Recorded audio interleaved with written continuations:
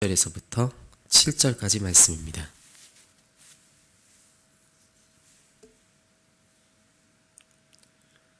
빌보서 4장 6절에서 7절 우리 함께 읽도록 하겠습니다. 아무것도 염려하지 말고 다만 모든 일에 기도와 간구로 너희 구할 것을 감사함으로 하나님께 아뢰라. 그리하면 모든 지각에 뛰어난 하나님의 평강이 그리스도 예수 안에서 너희 마음과 생각을 지키시리라. 아멘. 우리는 하나님을 전지전능하신 하나님으로 고백합니다. 하나님은 우리의 모든 것을 아시죠. 누가복음 12장 7절에서는 이렇게 말합니다.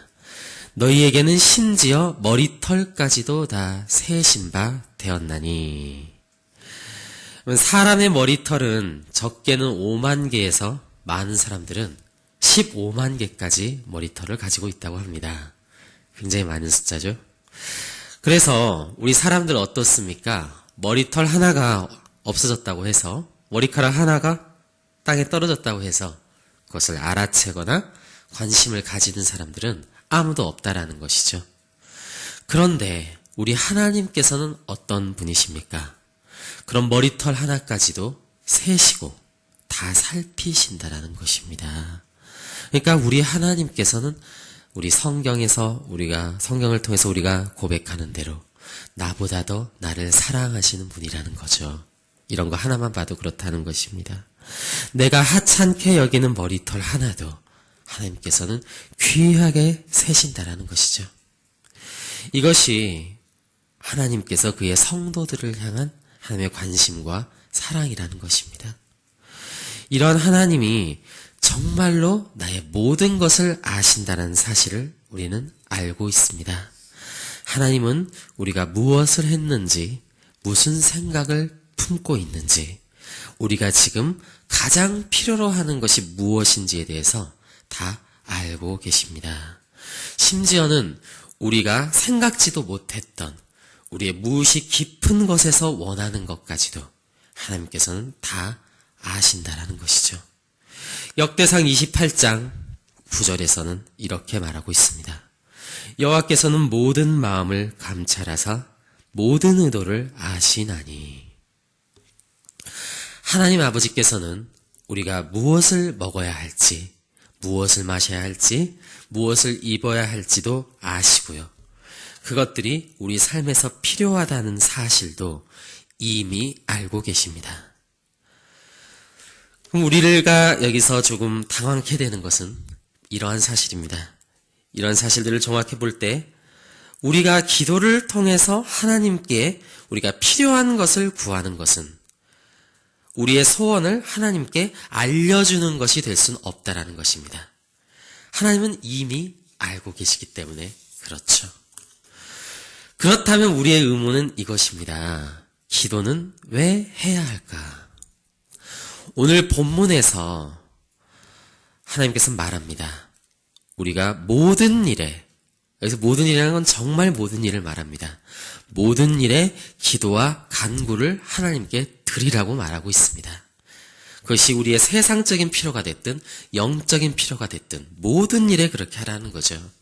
이미 우리의 필요를 하나님께서는 이미 알고 계심에도 불구하고 또 이미 우리가 무엇을 구할지에 대해서도 아심에도 불구하고 하나님은 우리의 필요와 간청들을 내놓도록 명령하신다는 이 사실, 이것은 참으로 어떻게 보면 참 기이한 일이라 할 수 있습니다. 이제 진리의 충만함을 구하는 것도 그렇죠. 우리가 성령의 충만함을 구하는 것도 마찬가지입니다. 하나님은 이미 우리가 진리가 필요하다는 것을 알고 계세요. 하나님보다 더 우리에게 성령 하나님이 필요하다는 사실을 잘 알고 계신 분은 없습니다. 나보다도 그걸 더 잘 알고 계시죠. 우리보다 훨씬 더 충분하고 완전하게 아십니다. 전지전능하신 하나님이기 때문에 그렇죠. 그런데 왜 우리가 이런 것들을 구해야 할까라는 것이 오늘날 우리의 의문이라는 것입니다. 오늘 성경은 이러한 우리의 질문에 대해서 이렇게 답하고 있습니다. 그것이 바로 오늘 본문에 있는 말씀이죠. 그리하면 모든 지각에 뛰어난 하나님의 평강이 그러니까 우리가 기도하면 모든 지각에 뛰어난 하나님의 평강이 그리스도 예수 안에서 너희 마음과 생각을 지키시리라. 이것이 바로 우리가 모든 일에 기도함으로써 얻을 수 있는 결과라는 것입니다. 우린 여기서 뭔가 동문서답인 것 같은 이야기를 지금 듣고 있는 거예요. 어떻게 보면.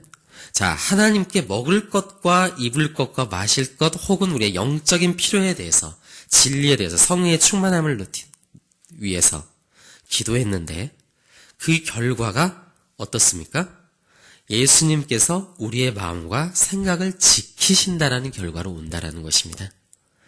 여러분, 이게 앞뒤가 우리의 상식적으로 맞으려면 이것보단 그리스도 안에서 구한 대로 이루어지리라 해야 맞지 않겠습니까? 그런데 하나님께서는 그거를 말씀하기보다는 지각에 뛰어나신 하나님께서 우리의 마음과 생각을 지키신다, 이렇게 결과가 나타난다라는 거죠. 이것은 어려운 얘기가 아니고요. 사실 이런 얘기입니다. 이런 얘기를 한번 해볼까요? 우리 세상 가운데 살아가는 사람들은 어떻습니까? 그들에겐 하나님은 여전히 일하셔요. 하나님은 지금도 일하시고 계시고 처음부터 세상 마지막까지 계속 하나님은 일하시고 영원토록 일하실 거예요. 그런데 세상 가운데 살아가는 사람들은 그걸 볼 수 있습니까? 그걸 볼 수 없죠. 그들에겐 모든 일이 그렇기 때문에 어떻습니까? 모든 일이 우연히 일어난 것입니다. 그래서 세상 사람들은 어떻게 생각합니까? 사람도 우연히 진화된 것, 우주도 우연히 빅뱅이 일어나서 만들어진 것, 내가 좋은 환경에서 태어났으면 진짜 운 좋게 태어난 거고, 내게 재수 없는 일이 일어나게 되면 진짜 운이 안 좋은 날이구나, 이렇게 하고 그냥 넘어가 버린다는 거죠. 거기서 어떠한 하나님의 일하심도 발견하지 못하고요, 어떠한 하나님의 뜻도 깨닫지를 못합니다. 자, 그렇지만 그리스도 안에 있는 사람은 어떻습니까? 하나님께 기도했던 것이 있었던 사람은 어떻게 될까요? 그는 그 인생 가운데 그 모든 일들이 하나님께서 지금 하고 계신 일이라는 것을 발견하게 됩니다. 그래서 그 마음엔 하나님의 평강이 있게 되는 것이죠. 이것이 바로 우리가 기도해야 될 이유라고 지금 오늘 본문은 이야기하고 있다는 것입니다. 오늘 본문은 우리가 기도를 감사함으로 하나님께 아뢰라라고 얘기하고 있습니다. 여러분, 이건 이런 이야기예요. 기도하지 않는 사람은 하나님께서 내 인생 가운데 일하셔도 그걸 발견할 수 있는 감각이 없기 때문에 감사할 수가 없습니다. 하나님께서 일하셨는지에 대한 영적인 감각이 무뎌져 버렸기 때문에 그렇다는 거죠. 그래서 성경은 기도하는 사람들을 이 영적인 감각이 있는 사람을 말하고 그걸 가리켜서 깨어있는 자라고 얘기하고 있죠. 성경에선 깨어있는 자에 대해서 말할 때 항상 강조되는 것이 바로 기도입니다. 예수님께서 말씀하셨죠. 시험에 들지 않게 깨어서 기도하라. 여러분, 인생 가운데 감사가 넘치고 우리 마음을 하나님 안에서 지켜나가려면 하나님께서 내 인생 가운데 지금 얼마나 감사한 일을 하고 계신지에 대한 영적인 감각이 있어야 합니다. 이런 감각이 없다면 어떻습니까? 우린 금세 하나님의 사랑과 은혜를 잊고 살 수밖에 없겠죠. 마치 잠든 사람처럼 그렇다라는 것입니다. 하나님이 우리 인생 가운데 하시는 놀라운 일들을 다 놓쳐버린다는 거죠. 여러분, 이런 사람의 영혼이 얼마나 불안해할지 우리가 상상할 수 있을 것입니다. 우리가 그런 상태에 있을 때 우리의 영혼은 얼마나 불안했습니까? 하나님이 진짜 살아계실까? 하나님은 지금 어디서 뭘 하고 계실까? 하나님이 여전히 세상을 주관하시고 여전히 일하고 계심에도 불구하고 내가 기도하지 않고 이 영적인 감각이 무뎌져 있는 상태라 되면 우리 하나님이 진짜 살아계실까? 하나님을 찾을 수 없다라는 거죠. 불안하지 않겠습니까? 이러한 인생은 불안한 인생이란 것입니다. 이처럼 하나님이 내 삶 가운데서 일하시는 것을 기도함으로 깨어서 보지 못하는 사람의 마음엔 하나님의 평안이 있을 수 없겠죠. 기도하는 사람은 그 삶 가운데 감사와 평안이 넘칠 것입니다. 우리가 먹을 것을 위해서 기도했다고 생각해 봅시다.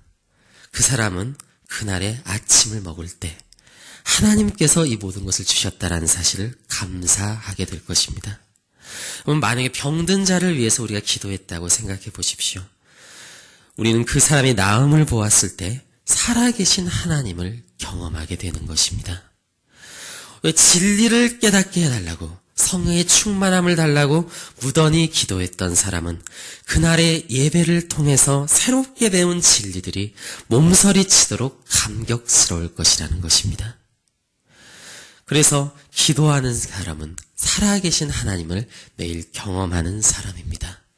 기도하지 않는 사람은 살아계지 않는 하나님을 경험할 수 없겠죠.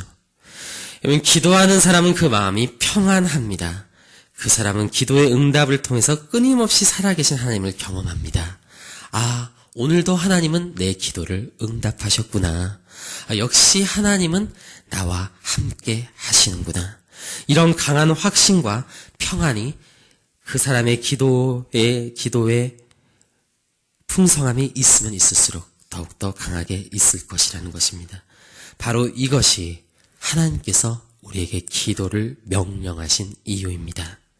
하나님은 내가 기도하지 않든 기도하든 여전히 우리 삶 가운데 일하셔요. 그러나 하나님의 진리를 깨닫고 그 진리 그리스도 예수 안에서 하나님께 기도하는 자만이 하나님이 일하고 계시다는 사실을 깨닫습니다. 압니다. 그 사람만이 하나님의 살아계심을 경험합니다. 그 사람만이 정말 매일매일 간증이 있는 인생, 즉 예수님의 증인이 되는 인생을 살아가게 된다는 것이죠. 조금 기도한 사람, 얕게 기도한 사람은 조금 깨달을 것입니다. 깊이 기도한 사람, 풍성히 기도한 사람은 풍성한 하나님을 경험하겠죠. 조금 기도한 사람은 조금 보입니다. 그러나 쉬지 않고 기도하라는 하나님의 명령대로 매일 가운데 하나님에 대해서 묵상하며 살아가는 사람들은 그것들을 풍성하게 보게 되는 것입니다. 이것이 바로 아주 큰 차이를 만들어내겠죠. 결국 이것이 기도의 가장 큰 유익이라는 것입니다. 우린 기도를 통해서 내 인생 가운데 일하시는 하나님의 사랑을 알고 은혜를 깨닫게 됩니다. 그 기도가 풍성해질수록 깊어질수록 더욱 크게 깨닫는다는 것이죠. 우리가 흔히 그렇게 말합니다. 기도는 하나님과 교제하는 것이다. 참으로 그런 것 같습니다.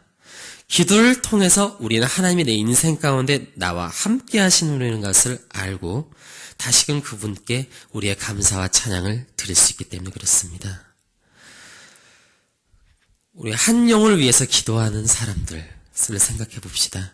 정말 한 영혼을 위해서 기도했던 사람은 정말로 자기가 기도했던 그 영혼이 하나님의 때에 돌아오게 되었을 때 그 마음 가운데 하나님을 기뻐하며 감사하게 되겠죠. 그렇지만 만약에 그 영혼을 위해서 기도하지 않았고 생각하지 않았던 사람들은 그러한 사실들에 대해서 무감각할 수밖에 없습니다. 10명이 하나님께 회개하고 돌아온 듯 기도하지 않았던 사람은 그냥 그런 사실을 봐도 그냥 그런가 보다. 조금 더 잘 나가봤자 참 우리 교회는 전도도 잘 되고 좋은 교회네. 그냥 이 정도. 여기에서 그냥 그쳐버릴 뿐이라는 것이죠. 오늘 여러분들에게 오늘 이 말씀을 통해서 하나님의 말씀을 전합니다. 정말 이 하나님의 평강이 우리 포립교회 성도님들의 마음과 생각을 지켜주게 주시길 원합니다. 오늘 하나님의 말씀을 우리가 다시금 기억해 봅니다. 모든 일에 기도와 간구로 우리가 구할 것을 감사함으로 하나님께 아뢰어서 그 마음에 하나님의 평강이 가득한 하나님이 주시는 기쁨이 가득하고 매일 가운데 하나님을 발견하는 그런 인생들이 되시도록 여러분 진심으로 소원합니다. 우리 함께 기도하고 오늘 주기도문 외우고 자유롭게 기도하고 돌아가도록 하겠습니다. 제가 기도하겠습니다. 하나님 아버지 감사합니다. 그렇습니다. 저희들 하나님께서는 우리의 모든 것을 아시고 우리의 모든 필요를 아십니다. 저희들 기도를 하나님께 이러한 정보들을 알려드리는 것이 아니라 오히려 우리들이 하나님을 발견하고 하나님을 깨닫게 되는 하나님의 은혜의 통로인 것을 저희들이 보았습니다. 하나님, 기도하지 않는 자는 하나님을 보지 못한다는 사실, 기도하지 않는 자는 하나님께 감사할 것이 없고 기도하지 않는 자는 살아계신 하나님을 만나지 못한다는 사실을 저희들 꼭 알게 하여 주시고, 주님, 저희들 더욱더 인생을 살아갈 때 풍성한 기도와 깊은 기도로 우리 하나님께 나아갈 때 주님을 더욱더 만나고 하나님을 알고 하나님, 내 인생 가운데 일하시는 하나님을 끊임없이 알게 되는 그러한 영적인 감각을 허락하셔서 저희들 깨어있는 자로서 정말 하나님이 일하심을 보는 인생들로 저희들 살아갈 수 있도록 주여 함께하여 주시옵소서. 감사드립니다.